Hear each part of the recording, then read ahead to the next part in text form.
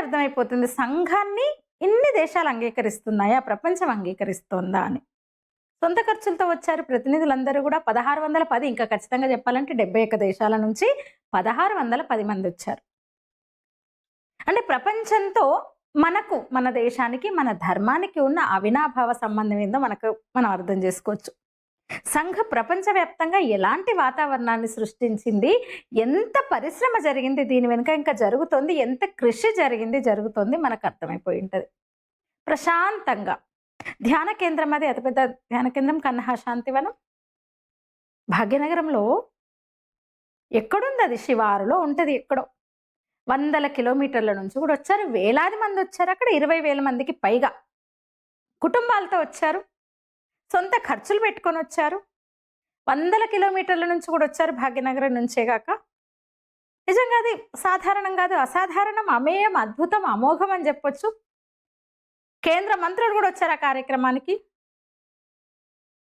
వచ్చారు, విన్నారు. ఆర్ఎస్ఎస్ సర్సంఘచాలక్ ఏం చెప్తారు వారు అనేది విన్నారు. వాళ్ళ వెంట ఎవరు పడలేదు ఫోటోల కోసము. వాళ్ళు కూడా ఎక్కడ వాళ్ళ అధికారమో, వాళ్ళ దర్పమో, వాళ్ళ హోదాను అసలు ప్రదర్శించలేదు. చాలా సింపుల్గా వచ్చారు, కామ్గా కూర్చున్నారు, అందరితో పాటు అందరి మధ్యలో కూర్చున్నారు, వారి సందేశం విన్నారు, వెళ్ళిపోయారు. కార్యక్రమం అయిపోగానే ఇంకా వాళ్ళ దారిన వాళ్ళు వెళ్ళిపోయారు. నిజంగా ఇలాంటి కార్యక్రమం, ముఖ్యంగా మనం చెప్పుకుంటాం కదా, కమ్యూనిస్ట్ పార్టీలో, ఆ సంస్థలో, ఆ రిలేటెడ్ వ్యక్తులో, ఆ వ్యవస్థలో ఎవరైనా కనీసం 10 మంది కలిసినా ఎంత రభస జరుగుతుందో మనం చూస్తూనే ఉంటాం. ఆ తర్వాత కూడా ఎంత ఆందోళనో మనకు అనుభవమే. అసలు వాళ్ళ సమావేశం, కొందరు సమావేశం అవుతారంటేనే భయం, అసలు ప్రపంచమే భయపడుతుంది అసలు నిజం చెప్పాలంటే.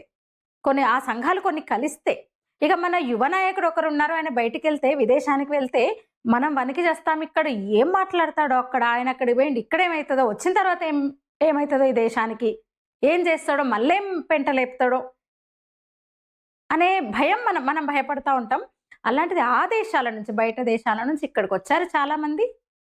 అంటే ఈ కార్యక్రమంతో సంఘ సమావేశం జరుగుతుంది అంటే శాంతి, ప్రశాంతత. మిగతా వాళ్ళు కలిసిందంటే అశాంతి, ఆందోళన. వాళ్ళు గుమికుడిండ్రంటే ఇంకంతే. ఇంత క్రమశిక్షణ, ఇంత ఇది ఎక్కడ ఉండదు. అదిగాక దాని తర్వాత కూడా ఏం జరుగుతుందో తెలీదు. కేవలం శాంతి మాత్రమే కాదు, సంఘం స్వయం సేవకులు ఒక చోట కలిశారు అంటే శాంతి మాత్రమే కాదు, విశ్వశాంతి కూడా అది. అటైతే ఆందోళన, అశాంతి. అంటే ప్రపంచమంతా కూడా ఊ కొడుతుంది. భారత్ ఏం చెప్తే దానికి ఊ అంటుంది అనమాట. జూన్ 21న యోగా డే. భారతీయులది యోగా, యోగాతో ఆరోగ్యము, శారీరక ఆరోగ్యము యోగాతో అంటే ఒప్పేసుకుంది ప్రపంచమంతా, అందరూ ఒప్పేసుకున్నారు. ఇప్పుడు యోగా డే విశ్వవ్యాప్తం అయిందంటే మన మూలాలు చేరినాయి అన్నట్టు, ప్రపంచవ్యాప్తంగా మూలాలు చేరినాయి అన్నట్టు, మన భావజాల వ్యాప్తి జరుగుతుంది అన్నట్టు. అందుకే ఒప్పుకున్నారు, ప్రపంచ దేశాలన్నీ ఒప్పుకున్నాయి, ఆచరిస్తున్నారు కూడా. జూన్ 21 వస్తే ప్రపంచం మొత్తం ఆసనం వేసేస్తుంది. ఆ ఒక్కరోజే కాదు, ప్రపంచవ్యాప్తంగా యోగా చేస్తున్న వాళ్ళ సంఖ్య అంతకంతకు పెరుగుతుంది. ఇప్పుడు డిసెంబర్ 21 కూడా మొన్న మెడిటేషన్ డే అయిపోయింది. యుఎన్ ఐక్యరాజ్య సమితి డిక్లేర్ చేసేసింది. Art of Living guru doctor Pandit Ravi Shankar ji, అందుకు ఆయన శ్రమ ఉంది, 4 ఏళ్ల శ్రమ. అంటే భారత్ ఏం చెప్పినా వినడానికి ఈ ప్రపంచం, ఈ విశ్వం సిద్ధంగా ఉంది. భోగం గురించి మాత్రమే చెప్పే మతాలు, ధర్మాలతో అలసిపోయింది ప్రపంచం. ఆ భోగం వెనుక పరిగెట్టడం ఆపేసి ఒక శారీరక, మానసిక ఆరోగ్యం కోరుకుంటుంది. అందుకే యోగా డేని అంగీకరించింది, మెడిటేషన్ డేని అంగీకరించింది, యోగాసనాలు వేస్తుంది, ధ్యానంలో కూర్చుంటుంది ప్రపంచ దేశాలు, ప్రపంచ ప్రజలు. యోగాతో శారీరక ఆరోగ్యము, ధ్యానంతో మానసిక ఆరోగ్యం. అందుకే దేశం మనం ఇదే చెప్తున్నాం కదా, విశ్వగురు స్థాయికి అని. మరి ఏంటి సర్సంఘచాలక్జీ ఏం చెప్పారైనా ధర్మం తప్పడం వల్లనే సమాజంలో వికృతాలను మనం, వైపరీత్యాలను మనం చూస్తున్నాం. అనేక సమస్యలు ఫలితంగా. అయితే ఈ సమయంలో దేశంలోనే కాదు, ప్రపంచంలో అనేక కార్యాలు జరగాల్సి ఉంది. అందుకు వ్యక్తులను తయారు చేయాలి. అది సంఘం చేస్తుంది, అది ఆర్ఎస్ఎస్ చేస్తుంది. నిస్వార్థ స్వయం సేవకులను తీర్చిదిద్దుతుంది. సంఘం పెరిగితే స్వయం సేవకులు పెరుగుతారు. సేవే పరమావధిగా ఉన్న స్వయం సేవకులు ఇప్పుడు చాలా మంది ఉన్నారు, ఇంకా వస్తారు. ఇతర దేశాల్లో కూడా పనిచేస్తున్నారు. మన చరిత్రను ఆయన చెప్పారు, ఇతర దేశాల్లో ఉన్న వాళ్ళకు కూడా చెప్పారు. ఆయన భారతీయులకు ప్రత్యేకంగా చెప్పారు, మన చరిత్రను, సంస్కృతిని, సంప్రదాయాల్ని, ఆచార వ్యవహారాల్ని, పద్ధతిని చూసి ఎట్లా జీవించాలో నేర్చుకోండి అక్కడ ఉన్నా సరే. ఇట్లా బతకాలని నేను చెప్పింది కాదు, మనం చెప్పింది కాదు, మన పూర్వీకులు చెప్పారు. అది మనకు పరంపరగా వస్తుంది. దాన్ని ఇప్పుడు మనం ప్రపంచం ముందుకు తీసుకెళ్ళాలి. ప్రతి మూల, ప్రపంచంలో ప్రతి మూల ధర్మస్థాపన జరగాలి, ధర్మ ప్రతిష్ఠ జరగాలి. అందుకు మనందరం కూడా మనము అంటే మన దేశము, మనము ప్రపంచానికి నేతృత్వం వహించాలి. అది కూడా మన పద్ధతుల ద్వారానే, సైన్యాన్ని ప్రయోగించడం ద్వారా, యుద్ధం చేయడం ద్వారా, లేదా ఆర్థిక శక్తి ద్వారానో, దెబ్బ కొట్టడం ద్వారానో, వెన్నుపోటు పొడవడం ద్వారానో, బెదిరించడం ద్వారానో, భయపెట్టడం ద్వారానో కాదు, మనదైన పద్ధతి ద్వారా ప్రపంచానికి మనం నేతృత్వం వహించాం ఇంతకుముందు, ఇప్పుడు కూడా వహించాలి.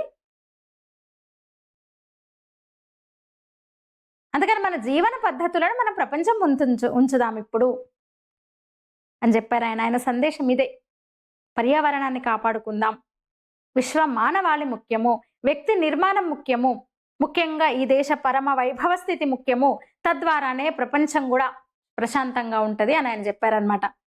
అదే సంఘ నేర్పే సంస్కారం. వ్యక్తి కన్నా వ్యవస్థ గొప్పది, వ్యవస్థ కన్నా దేశం గొప్పది. అదే అందరికీ శ్రీరామ రక్ష. ఆ భావనే అందరికీ శ్రీరామ రక్ష. అదే మోహన్ భగవత్జీ చెప్పారు.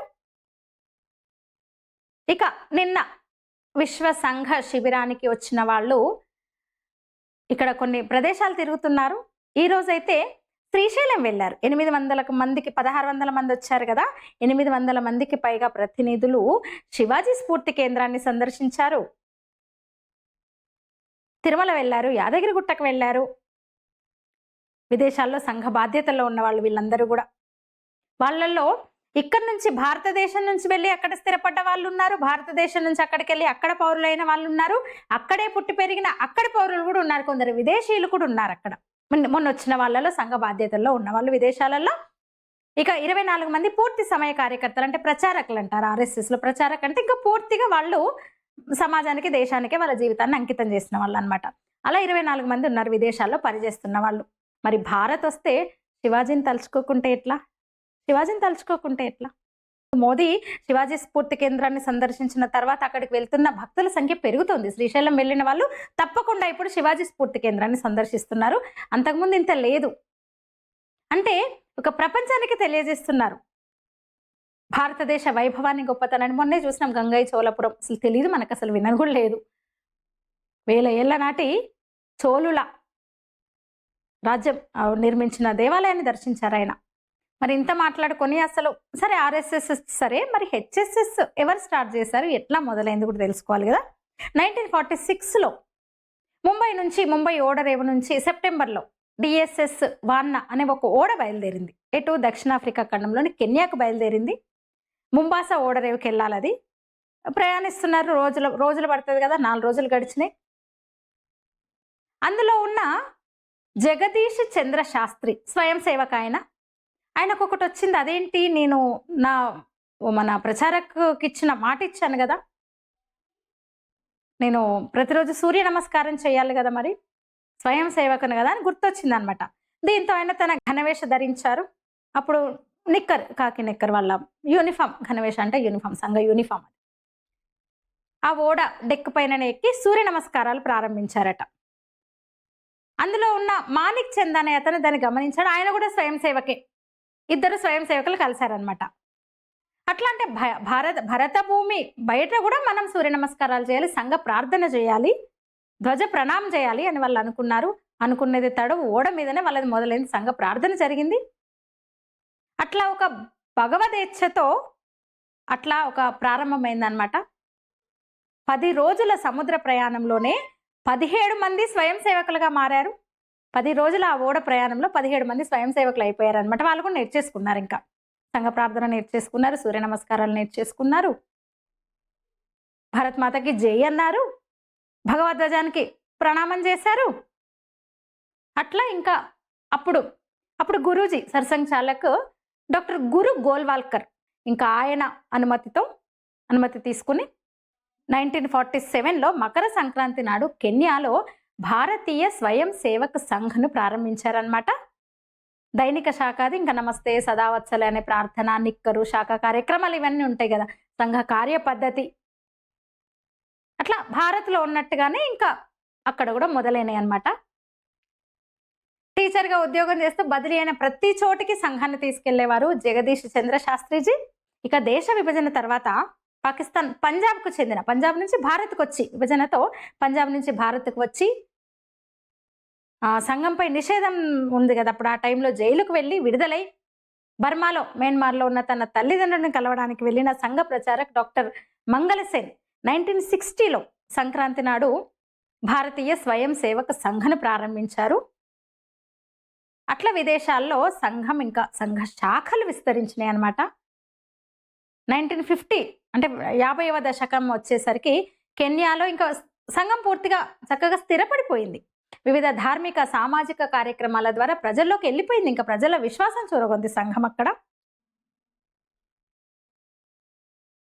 ఇంకా అక్కడ పూర్తిగా కార్యపద్ధతి స్థిరపడిపోయి గృహస్థ కార్యకర్తల ద్వారానే కార్యక్రమాలు సజావుగా సాగిపోయినాయి. అదే సమయంలో సంఘ విస్తరణకు ప్రచారానికి లక్ష్మణరావు వీడేజీని పంపించింది అనమాట, కెన్యాకు పంపించింది ఆర్ఎస్ఎస్ ఇక్కడి నుంచి. అట్లా ఆయన ఇంకా మరింతగా విస్తరించారు. 60వ దశకం ప్రారంభంలోనే ఈస్ట్ ఆఫ్రికా దేశాలైన టాంజానియా, యుగాండా వీటన్నిటికీ సంఘం విస్తరించింది. 1965 నాటికి మారిషస్లో కూడా ప్రారంభమైంది. అట్లా ఇప్పుడు 80కి పైగా దేశాల్లో ఆర్ఎస్ఎస్ ఉంది.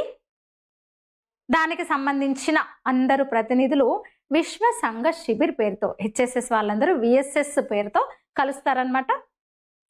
అలా మన భాగ్యనగరంలో విశ్వ సంఘ శిబిరం ఈ ఏడాది జరిగింది, ఈసారి జరిగింది 5 రోజుల పాటు. నిజంగా అద్భుతమైన కార్యక్రమం. నేను స్వయంగా హాజరయ్యాను. అందుకని ఆ విశేషాలను చాలా మందికి తెలీదు, చాలా సందేహాలు ఉంటాయి. కొన్ని దుష్ప్రచారాలు అయితే విపరీతంగా జరుగుతాయి సంఘం మీద.